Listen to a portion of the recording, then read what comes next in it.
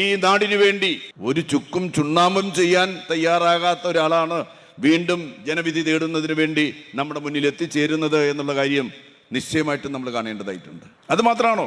2018 മഹാപ്രളയകാലത്ത്, അതിനു മുമ്പുള്ള ഓഖി ദുരന്തകാലത്ത്, 19 പ്രകൃതി ദുരന്തത്തിന്റെ സന്ദർഭത്തിൽ, 20 തൊട്ട് നാം അനുഭവിച്ചതായിട്ടുള്ള മഹാമാരിയുടെ കാലഘട്ടത്തിൽ ഈ നാട്ടിലെ ജനങ്ങളോടൊപ്പം അദ്ദേഹം ഉണ്ടായിരുന്നോ? അദ്ദേഹം മറുപടി പറയേണ്ട പ്രശ്നമാണ്.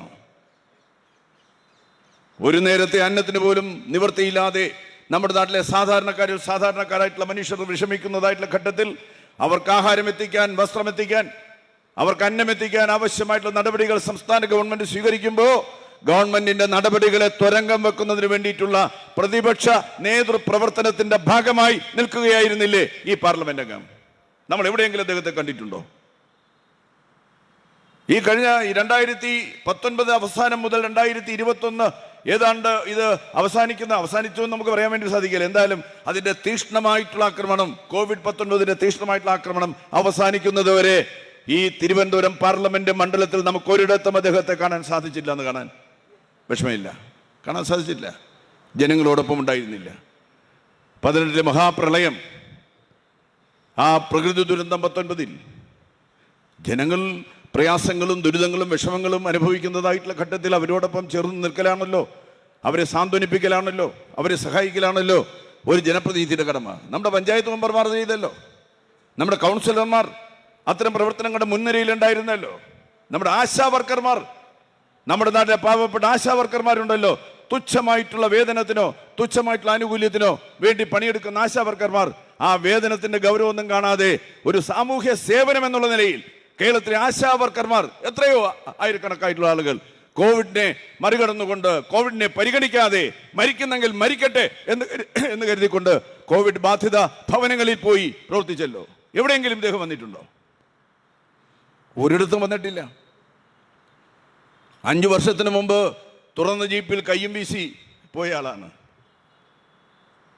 ഞാൻ ചോദിക്കട്ടെ, ഇനി ഇദ്ദേഹത്തെ വിശ്വസിക്കാൻ കൊള്ളാമോ? ഇവിടുന്ന് ജയിച്ചു പോയാൽ കോൺഗ്രസ് ആയിട്ട് തന്നെ നിൽക്കുമെന്നുള്ളതിന് എന്തെങ്കിലും ഉറപ്പുണ്ടോ?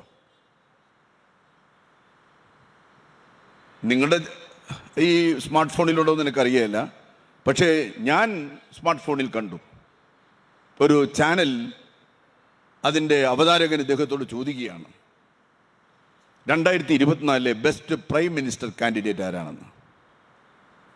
ഒരു ചാനൽ അവതാരകൻ ചോദിക്കുക. എന്തായിരുന്നു മറുപടി?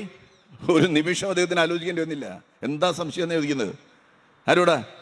അവതാരകനോട് ചോദിക്കുകയാണ്, എന്താ സംശയം എന്ന് ചോദിക്കുക. എന്നിട്ട് പറയാണ്, best prime minister candidate Narendra Modi ji തന്നെ. പിന്നെ എന്തിനാടോ താൻ മത്സരിക്കുന്നത്? ഈ നാട്ടിലെ ജനങ്ങളുടെ ചോദ്യ. എന്തിനാ ഉത്തർപ്രദേശിൽ നിന്നും ഒരാളെ ചുമന്ന് വയനാട്ടിൽ കൊണ്ടു നിർത്തിയിരിക്കുന്നത്? എന്തിനാ? രാഹുൽ ഗാന്ധി, പ്രിയങ്ക ഗാന്ധി അവിടെ മത്സരിക്കുന്നു, UP യിൽ മത്സരിക്കുന്നത് എന്തിനാ? ഏതാണ്ട് 300ഓളം വരുന്ന കോൺഗ്രസിന്റെ സ്ഥാനാർത്ഥികൾ ഇന്ത്യയിൽ 540 പാർലമെന്റ് സീറ്റുകളിൽ പലയിടത്തായിട്ട് മത്സരിക്കുന്നുണ്ടല്ലോ. എന്തിനാണ് കോൺഗ്രസ്സുകാർ മത്സരിക്കുന്നത്? Best prime minister candidate Narendra Modi ji ആണെങ്കിൽ. അപ്പോൾ വളരെ വ്യക്തമാണ്, യാതൊരു സംശയവും നിങ്ങൾക്ക് ആവശ്യമില്ല. ഏത് നിമിഷം വേണമെങ്കിലും വേഷം മാറി BJPയുടെ പാളയത്തിൽ എത്തിച്ചേരാനുള്ള അതിമോഹമാണ്, അതിനോടുള്ള താല്പര്യമാണ് ആ പ്രയോഗത്തിൽ അദ്ദേഹം ജനസമക്ഷം അവതരിപ്പിച്ചത്. ഞാൻ ഏത് സമയത്ത് വേണമെങ്കിലും നമുക്ക് അയാൾ കുറ്റപ്പെടുത്താൻ പറ്റുകയില്ല. കാര്യം KPCCയുടെ അധ്യക്ഷനുണ്ടല്ലോ. കേരള പ്രദേശ് കോൺഗ്രസ് കമ്മിറ്റിയുടെ അധ്യക്ഷനാരാ? K. സുധാകരൻ പറഞ്ഞൊരു കാര്യം നമുക്ക് ഓർമ്മയില്ലേ? എന്നോട് ആരാ ചോദിക്കാനെന്നാ, എനിക്ക് സൗകര്യം എളുപ്പം പോകുന്ന. എങ്ങോട്ട് പോകുന്ന?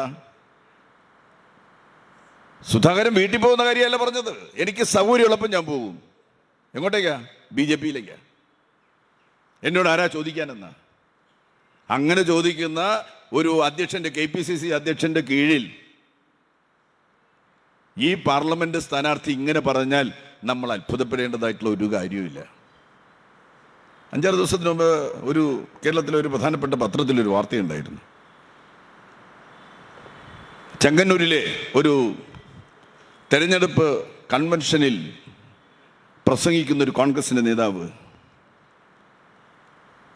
കുണ്ടറ നിന്നും ജയിച്ച വിഷ്ണുനാഥ്, പേര് പറഞ്ഞു, PC വിഷ്ണുനാഥ്. പുള്ളി പറയാ, നിങ്ങൾക്കറിയാമോ? ചോദിക്കുകയാണ്. ആരോട്? അവിടെ ഇരിക്കുന്നത്. അവർക്ക് എങ്ങനെ അറിയാൻ? അവരോട് ചോദിക്കുകയാണ്. മഹാരാഷ്ട്രയുടെ ചുമതലയുണ്ടായിരുന്ന രമേശ് ജിയെ ചവാൻ, ആരാ ചവാൻ?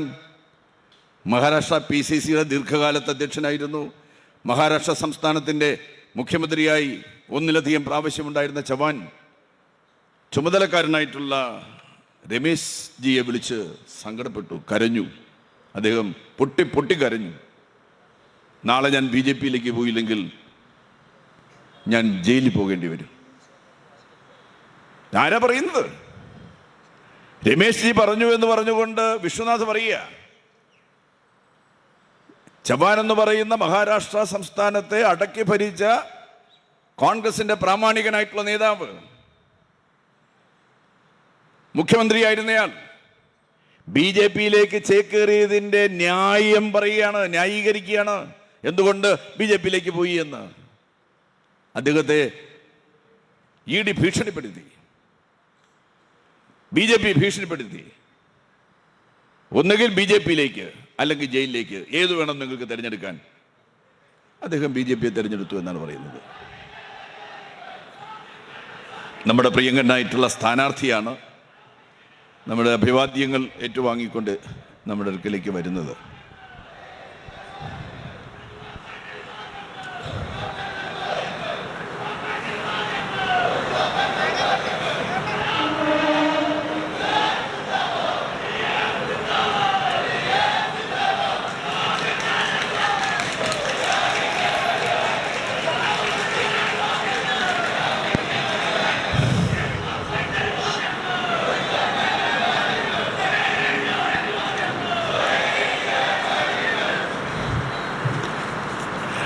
അപ്പോൾ ചോര കൊണ്ടെഴുതിയ അഭിവാദ്യങ്ങൾ അർപ്പിച്ച് വിജയശ്രീ ലാളിതനാവേണ്ട ലക്ഷോപലക്ഷം വോട്ടുകളുടെ ഭൂരിപക്ഷത്തിന് തിരുവനന്തപുരം പാർലമെൻറ്റ് മണ്ഡലത്തിൽ നിന്ന് വിജയിക്കേണ്ട നമ്മുടെ പ്രിയപ്പെട്ട, നമ്മിൽ ഒരുവനായിട്ടുള്ള, നമ്മുടെ വിയർപ്പിൻ്റെ അതേ ഗന്ധം പേറുന്ന, തൻ്റെ കയ്യിൽ ഒരു കൊടി മാത്രമാണുള്ളത്, മറ്റുള്ളവരുടെ കയ്യിൽ കോടികളുണ്ട് എന്ന് പറയുന്ന ഈ കൊടിയിൽ വിശ്വാസമർപ്പിച്ച് നമ്മോടൊപ്പം കഴിഞ്ഞ 6-7 പതിറ്റാണ്ട് കാലമായി നമ്മോടൊപ്പം നിൽക്കുന്നതായിട്ടുള്ള സഖാവ് പന്ന്യൻ രവീന്ദ്രൻ നമ്മുടെ സ്റ്റേജിലേക്ക് വരികയാണ്.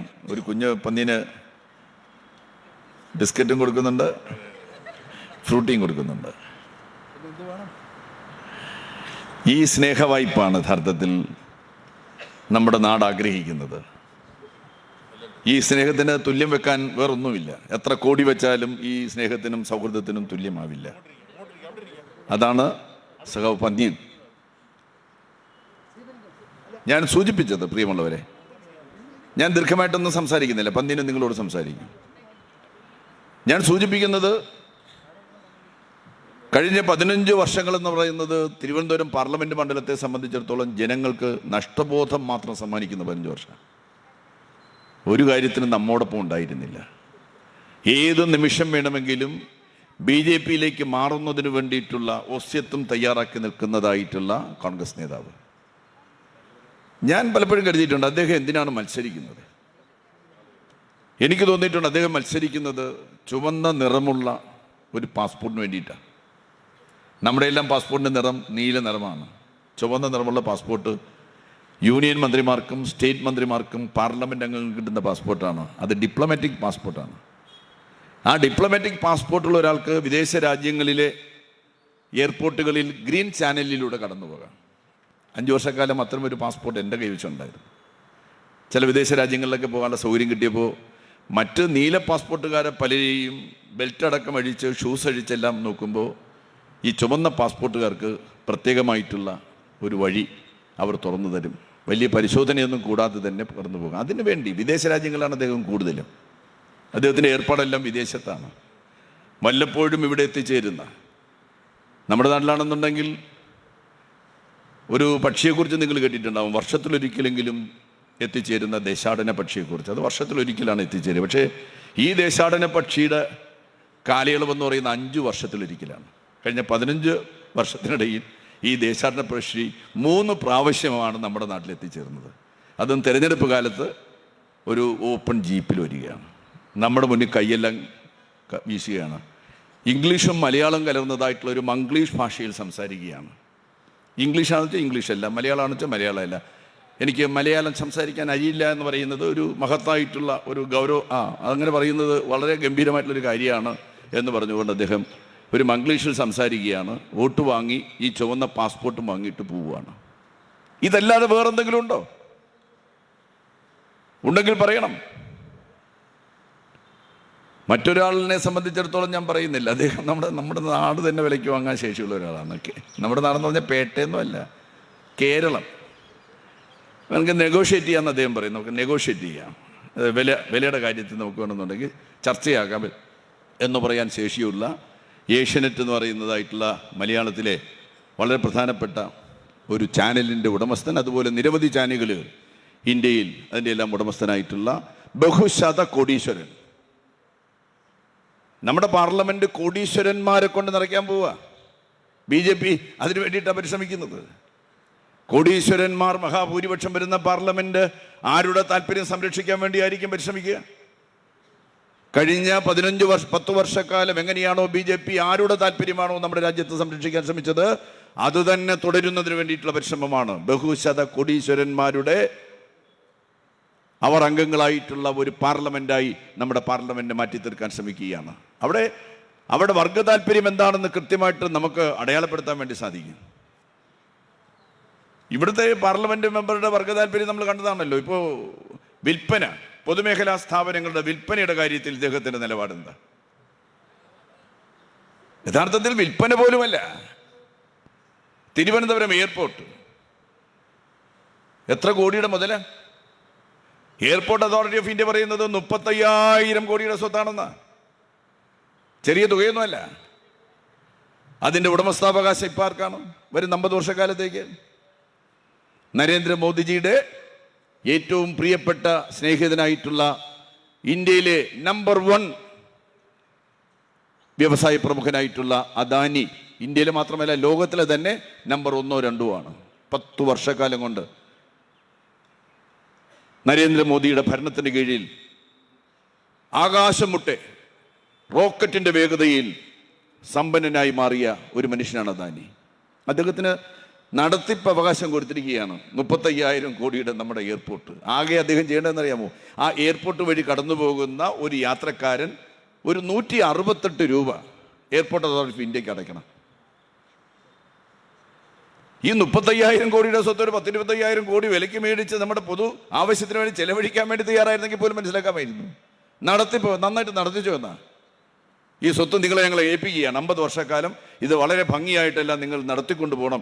ഇതിൽ നിന്ന് കിട്ടുന്ന ലാഭമെല്ലാം, കൊള്ള ലാഭമെല്ലാം തന്നെ നിങ്ങൾക്ക് ഇഷ്ടം പോലെ കൊണ്ടുപോകാം, ഒരു കുഴപ്പമില്ല. ഇതല്ലേ അവരുടെ നയം എന്ന് പറയുന്നത്.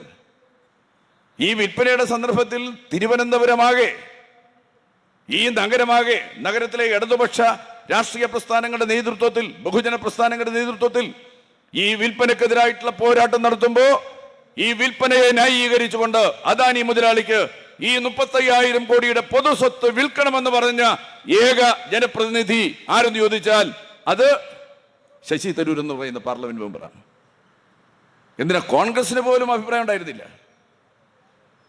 കോൺഗ്രസ് വിറ്റുതുലയ്ക്കുന്നതിന് നേതൃത്വം കൊടുത്തു തുടങ്ങിയ പാർട്ടിയാണ്. നരസിംഹറാവുവിന്റെ കാലത്താണല്ലോ വിറ്റുതുലയ്ക്കലിന്റെ തുടക്കമാകുന്നത്.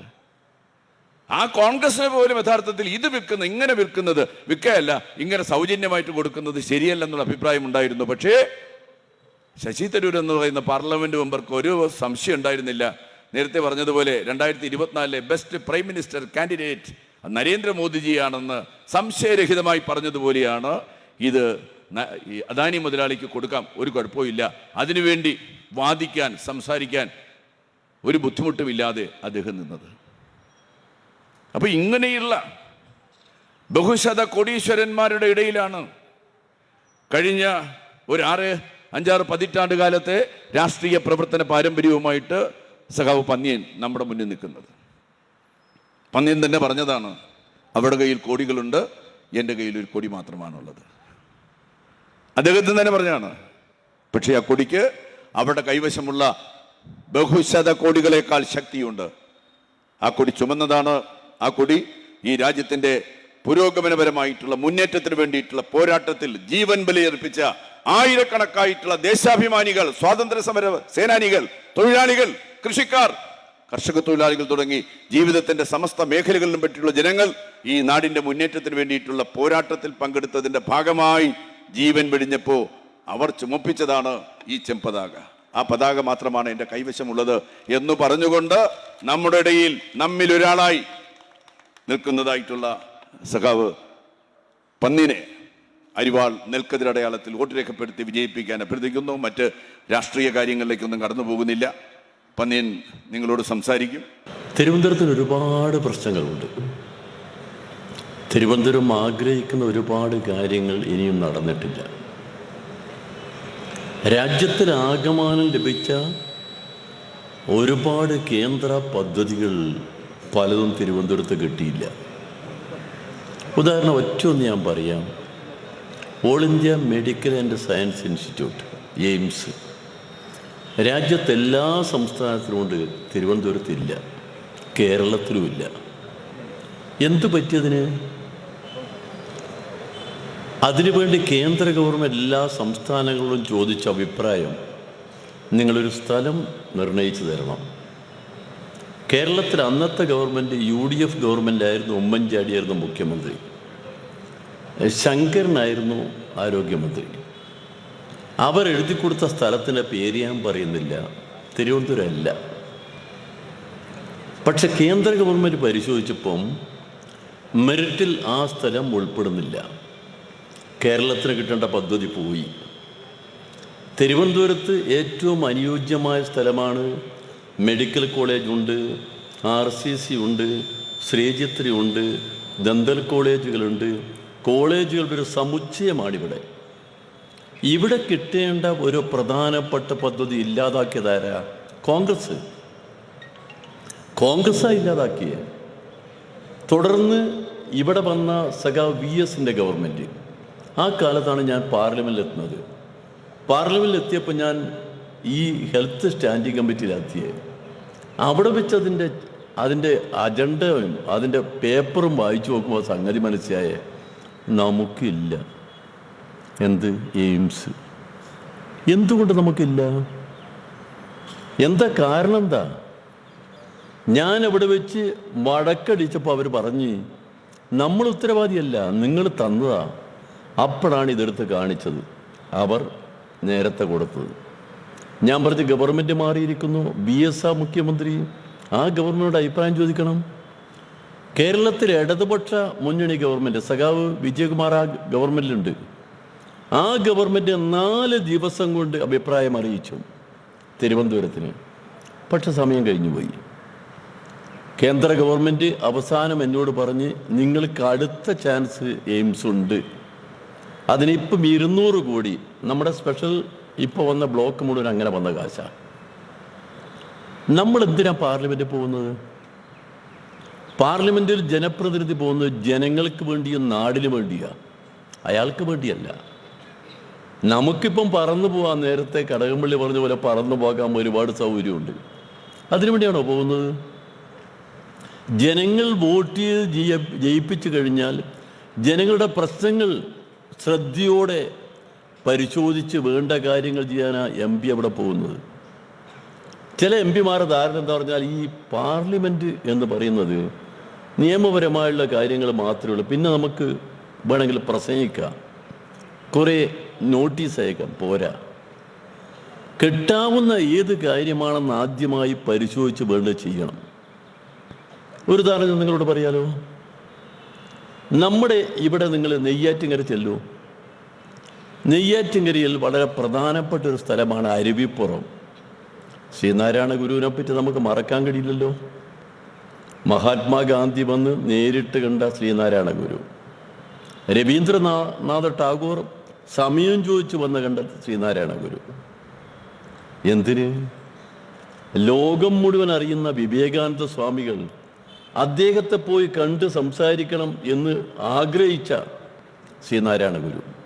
ആ ശ്രീനാരായണ ഗുരു ആദ്യമായി ക്ഷേത്രപ്രതിഷ്ഠ നടത്തിയ അരുവിപ്പുറം. ഞാൻ ഒരു ദിവസം അവിടെ പോയി. റോഡെല്ലാം പൊളിഞ്ഞു കിടക്കുക. എനിക്ക് വല്ലാതെ മനസ്സിന് വേദനിച്ച്. ഞാൻ ആലോചിച്ച് എനിക്ക് ആകെ കിട്ടുന്നത് 3 വർഷത്തേക്ക് കിട്ടിയ ആകെ കാശ് 6 കോടി രൂപയാണ്. ഇന്നത്തെ മാതിരി 5 കോടി ഇല്ല. 6 കോടിനകത്ത് എന്താ ചെയ്യുക?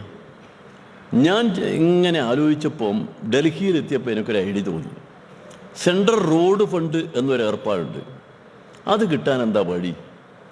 അതിന് ബാലു എന്ന് പറയുന്ന ഒരാളാണ് അന്നത്തെ മന്ത്രി, കേന്ദ്രമന്ത്രി. ആ ബാലുവിനെ ഞാൻ പോയി കണ്ട് പലതവണ സംസാരിച്ച് ശ്രീനാരായണ ഗുരു ആരാണെന്ന് ബോധ്യപ്പെടുത്തി. അങ്ങനെ ബാലു അവസാനം സമ്മതിച്ചു. അങ്ങനെ കിട്ടിയ റോഡാ 10 കോടിയുടെ നെയ്യാറ്റിങ്കര അരുവിപ്പുറം നെയ്യാർ ഡാം റോഡ്. അത് MP ഫണ്ടിലുണ്ടോ? ഇല്ല. MP ഫണ്ടിൽ അങ്ങനെ കൊടുക്കാൻ പറ്റുമോ? ഇല്ല. എങ്ങനെ കിട്ടി? നിയമപ്രകാരം കിട്ടുമോ? ഇല്ല. എങ്ങനെ കിട്ടി? മണിയടിച്ചിട്ട്. എന്തിനാ മണിയടിക്കുന്നത്? ജനത്തിന് വേണ്ടി. കാരണം എന്താ? ജനത്തിന് അതൊക്കെ ഉണ്ടെങ്കിലേ ഈ നാട്ടിൽ നന്നാവും. ഇതുപോലെ ഒരുപാട് പദ്ധതികൾ നമ്മുടെ നാട്ടിലെ ജനങ്ങൾക്ക് വേണ്ടി ഈ പദ്ധതികൾ ഏതാണെന്ന് അന്വേഷിച്ച് കണ്ടുപിടിച്ച് അതിന് പിന്നാലെ പോയി ആ പദ്ധതികൾ നമ്മുടെ നാട്ടിലേക്ക് കൊണ്ടുവരാനുള്ള ഉത്തരവാദിത്വം ജനപ്രതിനിധിക്കില്ലേ? പുറത്തുനിന്ന് പറഞ്ഞുകൊണ്ട് കാര്യമില്ലല്ലോ. നമ്മളന്ന് തുടങ്ങി വെച്ച പലതും ഇപ്പം തുടങ്ങിയെടുത്ത് നിൽക്കുക. നമ്മളെ തിരുവനന്തപുരം റെയിൽവേ സ്റ്റേഷനിലെ ഇന്ത്യയിലെ പ്രധാനപ്പെട്ട ഒരു നഗരമാണല്ലോ തിരുവനന്തപുരം. തിരുവനന്തപുരം ഡിവിഷൻ്റെ തലസ്ഥാനമാണ് തിരുവനന്തപുരം. ഈ റെയിൽവേ സ്റ്റേഷനിൽ വരുന്ന ആളുകൾക്ക് ദൂരെ നിന്ന് വണ്ടിയിൽ വരുമ്പം വണ്ടി 6 മണിക്ക് എത്തേണ്ടതാണ്. എടാ തിരുവനന്തപുരത്ത് 5:45 വണ്ടി വന്ന് പേട്ടെ പിടിച്ചിടും. പിന്നെ നീങ്ങൂല്ല. കാരണം എന്താ? ഇവിടെ മുഴുവൻ ട്രാക്കിൽ വണ്ടിയാ. 5 ട്രാക്കേ ഉള്ളൂ. നമുക്കവിടെ സൗകര്യമില്ല. ഞാൻ MP ആയിരിക്കുമ്പോൾ റെയിൽവേയുടെ ജനറൽ മാനേജർ ഇവിടെ വരുത്തി അദ്ദേഹം ഞാൻ ചെന്ന് ആ ഡിവിഷൻ മാനേജർ സംസാരിച്ച് ഒരു പ്ലാൻ ഉണ്ടാക്കി. ആ പ്ലാൻ അനുസരിച്ചോ നേമം തിരുവനന്തപുരം കൊച്ചുവേളി ചേർന്ന് ഒരു വലിയ കോംപ്ലക്സ് ആകുമ്പം ആ കോംപ്ലക്സിൽ നേമത്ത് കൊണ്ടുപോയി വണ്ടിയെല്ലാം പാർക്ക് ചെയ്യാം. അവിടുന്ന് വണ്ടി പുറപ്പെടാം. തിരുവനന്തപുരത്ത് വണ്ടിയുടെ തടസ്സം ഉണ്ടാവില്ല. എല്ലാം ക്ലിയർ ആവും. ചെയ്തോ? ചെയ്തില്ല. എത്ര കാലമായി? 2018 കാലം എത്രയായി? 2019 ഞാൻ ഇറങ്ങുക. നമ്മുടെ നാടിൻ്റെ പുരോഗതിക്ക് വേണ്ടി ചെയ്യാവുന്ന ഒരുപാട് കാര്യങ്ങളില്ലേ? അവയൊന്നും നടക്കാതെ വരുമ്പോൾ എന്ത് ചെയ്യും? അതുകൊണ്ട് നമ്മുടെ നാടിൻ്റെ പൊതുപ്രശ്നങ്ങൾ പരിഹരിക്കാനുള്ള വഴി നോക്കണം. 1. രണ്ടാമത്തെ കാര്യം എന്താ? എൻ്റെ മനസ്സിലൊരു ദുഃഖമുണ്ട്. നമ്മൾ ഒരുപാട് സമരം ചെയ്ത ഹൈക്കോടതി ബെഞ്ച്, ഈ തലസ്ഥാനത്തിന് അർഹതപ്പെട്ട ഹൈക്കോടതി ബെഞ്ച്, കേന്ദ്രമന്ത്രി ഭരദ്വാജ് അവസാനം എന്നോട് പറഞ്ഞു, പന്ന്യൻജി ഒരു കാര്യം ചെയ്യും, കേരളത്തിലുള്ള ക്യാബിനറ്റ് മന്ത്രിമാരോടൊന്ന് പറയും, ഒന്ന് ക്യാബിനറ്റിലൊന്ന് ഉന്നയിച്ചാൽ മതി, ഞാൻ ശരിപ്പെടുത്തരാം. ഞാൻ മന്ത്രിമാരെ കാണാൻ പോയി കേരളത്തിൽ. പക്ഷെ കേരളത്തിൽ നിന്ന് പോകുന്ന കോൺഗ്രസ് MP-മാർക്കൊരു ഗുണമുണ്ട്. അവർ കേരളം വിട്ടാൽ അഖിലേന്ത്യ, പിന്നെ കേരളത്തെക്കുറിച്ച് ഓർമ്മയുണ്ടാവില്ല. അവരെല്ലാം അഖിലേന്ത്യക്കാരാണ്. കേരളത്തിൻ്റെ കാര്യത്തിൽ അവർക്ക് ആലോചനയേ ഇല്ല. എന്നിട്ട് കേന്ദ്രമന്ത്രിയായിരുന്ന ആൾ എന്നോട് പറയുക, നിങ്ങൾക്ക് പറയാം എൻ്റെ പാർട്ടിക്കാർ എറണാകുളത്തുകൊണ്ട് ഓരോട് ഞാൻ സമാധാനം പറയണം. എന്താ എറണാകുളത്തുകാർക്ക് ദോഷം? എറണാകുളത്ത് ഹൈക്കോർട്ടില്ലേ? നമ്മൾ ചോദിച്ച ബെഞ്ച് മാത്രം. കേരളത്തിലെ ഇടതുപക്ഷ ജനാധിപത്യം ഗവൺമെൻറ്റിലെ ഏത് ഗവൺമെൻറ് വന്നാലും സംസ്ഥാന ഗവൺമെൻറ് ഒരു വർഷത്തിൽ 108 കോടിയിലധികം രൂപ ചെലവഴിക്കുന്നു കേസിന് ആളെ പറഞ്ഞേക്കാൻ എറണാകുളത്തേക്ക്. അത് ലാഭമല്ലേ? ഇവിടെ ബെഞ്ച് വേണ്ടേ? ബെഞ്ച് തരാൻ കിട്ടാൻ നമുക്ക് അവകാശമില്ലേ? എന്താ ചെയ്യാത്തത്? അപ്പം കോൺഗ്രസ് എന്ന് പറയുന്ന പാർട്ടി ഈ നാട്ടിൽ ആലോചിക്കുന്ന എന്താ? നാട്ടിൻ്റെ വികസനമല്ല, അവരെ വികസനമാണ്. ആ വികസനം നമ്മുടെ നാട്ടിൽ പറ്റില്ല. അവിടെയാണ് പ്രശ്നം. നമ്മുടെ രാജ്യത്തിൻ്റെ പൊതുവായ കാര്യങ്ങളിൽ കോൺഗ്രസിൻ്റെ സമീപനം അതാണ്. മറ്റൊരു കാര്യം കൂടി ഞാൻ നിങ്ങളോട് പറയാം. നിങ്ങൾക്ക് ഓർമ്മയുണ്ടോ? സേലം ഡിവിഷൻ വന്ന ഓർമ്മയില്ലേ? സേലം ഡിവിഷൻ നമ്മളെ വന്നതിന് ശേഷം നമ്മൾ വലിയ സമരം ചെയ്തു. കേരളത്തിലെ ഇടതുപക്ഷ മുന്നണിക്ക് 2004 ഉണ്ടായിരുന്ന MP-മാർ 19 പേരാണ്. നമ്മൾ കുത്തിയിരുന്ന് സമരം ചെയ്തു. സോണിയാഗാന്ധി വന്ന് മധ്യസ്ഥം പറഞ്ഞു. സോണിയാഗാന്ധി അന്ന് ഗവൺമെൻറ് ചീഫ് പാറ്റേൺ അവരായിരുന്നു. അവർ സമരം ചെയ്തു. അവർ മധ്യസ്ഥം പറഞ്ഞു. അവർ പറഞ്ഞൊരു കാര്യം ചെയ്യാം, നിങ്ങൾക്ക് സംഭവിച്ച് ഇനി അതിനൊരു പരിഹാരം ഉണ്ടാക്കാം, ഒരു കോച്ച് ഫാക്ടറി നിങ്ങൾക്ക് തരാം. ഞങ്ങൾ പറഞ്ഞു പണ്ടൊരു കോച്ച് ഫാക്ടറി എന്ന പഞ്ചാബ് കൊണ്ടുപോയതല്ലേ, അത് ഇനിയും നമ്മളെ കബളിപ്പിക്കാനല്ല. കോച്ച് ഫാക്ടറി ഉറപ്പായിട്ട് പാലക്കാട്ട് തരാം. ഒന്ന്, ഭൂമി നിങ്ങൾ തന്നാൽ മതി. സഖാവ് VS ഒരാഴ്ച കൊണ്ട് ഭൂമി കൊടുത്തു, 240 ഏക്കർ ഭൂമി അവിടെ കൊടുത്തു. കോച്ച് ഫാക്ടറി മാത്രമല്ല, അതിൻ്റെ കൂടെ ഒന്നുകൂടി തരുന്നു. എന്താ? Wagen factory. എവിടാ? ചേർത്തല. കോച്ച് ഫാക്ടറിയും വാഗൻ ഫാക്ടറിയും പ്രഖ്യാപിച്ചത് 2008. അതിനുശേഷം 7 വർഷക്കാലം ഇവിടെ കോൺഗ്രസ് ഇന്ത്യ ഭരിച്ചു. കേരളത്തിലുള്ള MP-മാർ അവിടെ പോയി ഡൽഹിയിൽ ഒരാൾ മിണ്ടിയോ അത് ഇവിടെ നടപ്പിലാക്കാൻ എന്താണെന്ന് ചോദിക്കാൻ? നടപ്പിലാക്കിയോ? ഇല്ല. എത്ര കാലമായി? 2008 ശേഷം 16 വർഷമായി. നമ്മളെ നാട്ടിനോട് കോൺഗ്രസ് വാഗ്ദാനം ചെയ്ത് കോൺഗ്രസ് 8 വർഷക്കാലം ഇന്ത്യ ഭരിച്ചിട്ടും മിണ്ടാതിരുന്ന കോൺഗ്രസ്സുകാർക്ക് കേരളത്തിൻ്റെ പ്രശ്നങ്ങളെക്കുറിച്ച് പറയാൻ എന്താണ് അവകാശം? അവർക്ക് നാട്ടിനെ കുറിച്ച് ചിന്തയുണ്ടോ? ഇല്ല. അതാ ഞാൻ പറഞ്ഞു, ഇവിടുന്ന് അവിടെ എത്തിയാൽ അവർ കേരളത്തെ മറന്നു പോകും. അതൊരു കാര്യം. എന്താ നമ്മളെ മറ്റൊരു വിഷയം? ഞാൻ തുടങ്ങി വെച്ചെടുത്ത്, ഇവിടെ മനുഷ്യർക്ക് മാനമായി ജീവിക്കാൻ കഴിയുന്നൊരു ബോധമുണ്ടോ? ഇല്ല. ഇവിടെ ജനാധിപത്യം പോകുന്നു. നമ്മുടെ രാജ്യത്തിൻ്റെ ഏറ്റവും പ്രധാനപ്പെട്ടാണ് മതനിരപേക്ഷത. അതില്ലാതാവുന്നു. നമ്മുടെ നാട്ടിൻ്റെ ഭരണഘടനയും നാട്ടിൻ്റെ ഇതുവരെ ജീവിച്ച ജീവിത സാഹചര്യങ്ങളും ഇല്ലാതാക്കുന്ന ഒരു ഭരണാധികാരി നമ്മുടെ രാജ്യത്ത് ഭരിക്കാൻ തുടങ്ങിയ 10 വർഷമായി. മോഡി ഇപ്പോൾ പറയുന്നത് നമ്മുടെ രാജ്യം കൊണ്ട് ഒരു ഹിന്ദു രാജ്യമാക്കിയാലോ എന്നൊരു ആലോചനയാണ്. അതിൻ്റെ തുടക്കമാണ് നടന്നുകൊണ്ടിരിക്കുന്നത്.